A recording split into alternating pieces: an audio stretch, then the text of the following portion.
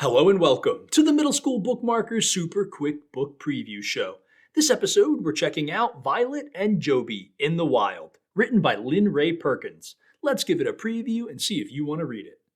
Chapter 1, The Cheese Game. The snap of the cheese game was frightening if you weren't expecting it, or even if you were. Violet and Jobie stuffed tissue into their ears. Together, they lifted the snapping pole, then moved into their assigned places.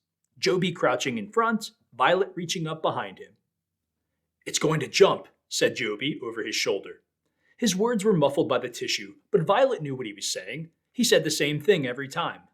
"I know," she said. "It always jumps." "Are you ready?" asked Jobie. "Ready," said Violet. "Here we go then," said Jobie.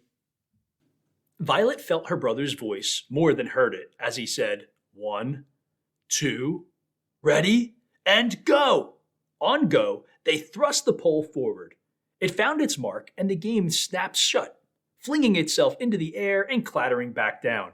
Even with the tissue, Violet and Jobie flinched at the sound and the jumpiness of it. They covered their faces and turned away to protect themselves from the snapping pole, which flung itself even wilder and higher. You never knew where it would come back down, and it was pointy. But then, when everything had landed and was still, they feasted on cheese and peanut butter. They were both this time. It was a rich, salty, creamy combo. Violet looked around as she nibbled. They were in a box, which is a small room of sorts. It had been tricky to get the snapping pole inside. But now that they were here and the deed was done, it was nice, private, peaceful even. And now let's take a look at the back of the book blurb.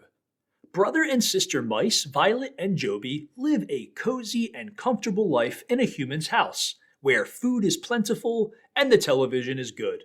In fact, Violet, tucked safely behind a book in the bookcase, loves to watch nature programs along with the young boy of the family. The boy's mother, however, isn't the biggest fan of mice. When Violet and Jobie are caught in a trap, the young boy pleads with his mother to release them, and she agrees.